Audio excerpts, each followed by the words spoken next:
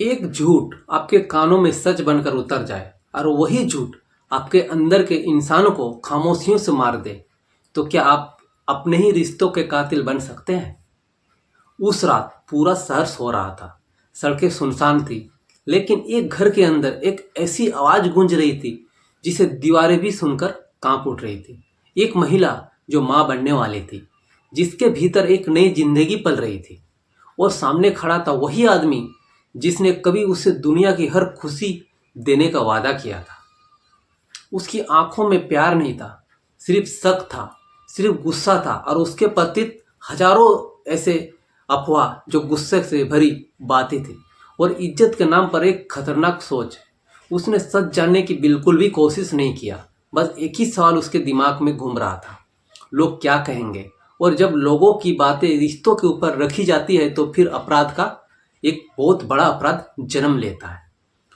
मैं हूं अजीत कुमार और ये आज की खौफनाक क्राइम स्टोरी उत्तर भारत के ऐसे सामान्य शहर से था जिसे एक आदमी का नाम रमेश वर्मा, उम्र करीब 35 साल, एक प्राइवेट कंपनी में नौकरी करता था और बाहर से देखने पर एक जिम्मेदारी पारिवारिक आदमी था।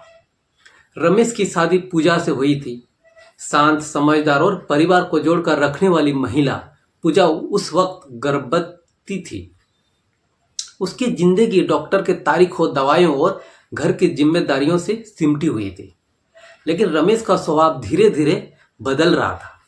रमेश बचपन से ही थोड़ा शक्की था। छोटी छोटी बातों पर वह जरूरत से ज्यादा सोचता था। एक दिन ऑफिस से लौटते वक्त मोहल्ले का एक आदमी उससे मिला और बोला, भाई बुरा मत मानना, लेकिन मैंने तुम्हारी पत्नी को किसी आदमी के साथ होटल के बाहर देखा था। बस यहीं से रमेश के अंदर एक अजीब सी हलचल शुरू शुरू हो गई। उसके सवाल नहीं किए, उसने सबूत नहीं मांगे, उसने सिर्फ अपने दिमाग की कहानी पर भरोसा कर लिया। उस रात भर रमेश सो नहीं पाया। उसके दिमाग में सैकड़ों सवाल घूम रहे थे। अगर ये सच हुआ तो मेरी इज्जत का क्या होगा? लोग क्या कहेंगे? हजारों आदमी गांव मोहल्ले मेरे बारे क्या सोचेंगे? सुबह होते ही वो खुद सच्चाई पता करने निकल पड़ा। वो उसी होटल पहुंचा जहां पूजा को देखे जाने की बात कही गई थी। होटल स्टाफ ने बताया पूजा वहां अपने रिश्तेदार के साथ डॉक्टर से जुड़ी रिपोर्ट दिखाने आई थी।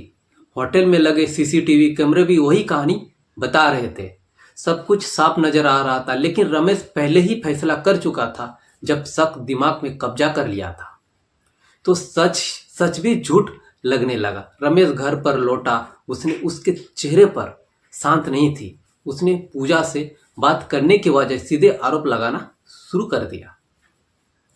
पूजा ने समझने की कोशिश बिल्कुल नहीं की। वह रोती रही, कहती रही, मैं निर्दोष हूं, मेरी बात सुनिए, लेकिन गुस्से में डूबे इंसान को कुछ सुनाई और दिखाई बिल्कुल नहीं देता है। उस रात पूजा पूजा के मानसिक और शारीरिक दुर्व्यवहार हुआ। उसके तबीयत तेजी से बिगड़ने लगे। घर से आती आवाजें पड़ोसियों ने सुनी। इस बार लोग चुप नहीं रहे। किसी ने डर को पीछे छोड़कर पुलिस को फोन कर दिया। पुलिस मौके पर पहुंची। हालात देखकर उन्होंने देर नहीं की। पूजा को तुरंत अस्पताल ले गया।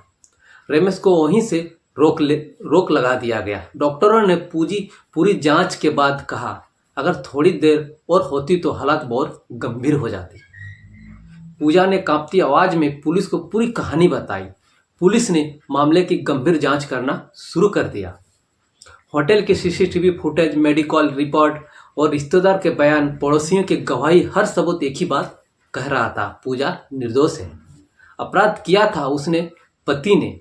जो भी अपराध किया, चाहे कुछ भी हुआ, सब कुछ उसका पति नहीं किया। मामला अदालत पहुंचा। रमेश ने कहा, मैंने गुस्से में किया, उसे शक हो गया था। जज ने सख्त कार्रवाई किया। कहा, शक किसी को कानून के हाथ में लेने का अधिकार नहीं देता है। पति होना किसी महिलाओं के गरिमा पर हमला करने का लाइसेंस किसी को नहीं देता है। रमेश को दोषी ठहराया गया। घरेलू हिंसा, गर्भवती महिला के साथ करतूत, मानसिक उत्पीड़न और जेल की सजा सुनाई गई। पूजा अपने मायके चली गई।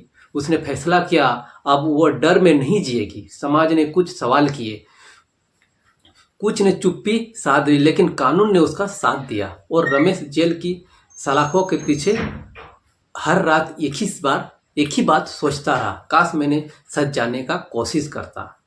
तो दोस्तों, शक रिश्तों को खत्म कर देता है, गुस्सा इंसान को अपराधी बना देता है और कानून हर महिला की सुरक्षा के लिए घरेलू हिंसा को कोई पारिवारिक मामला नहीं रहता। यह सीधा अपराध है। अगर आपको ऐसी सच्ची और सोच बदलने वाली क्राइम स्टोरी पसंद है तो वीडियो को लाइक करें और चैनल को सब्सक्राइब करें और इस कहानी को शेयर जरूर करें। मैं हूं अजीत कुमार और फिर मिलेंगे एक ऐसी खौफनाक स्टोरी के साथ। तब तक के लिए जय हिंद, जय भारत।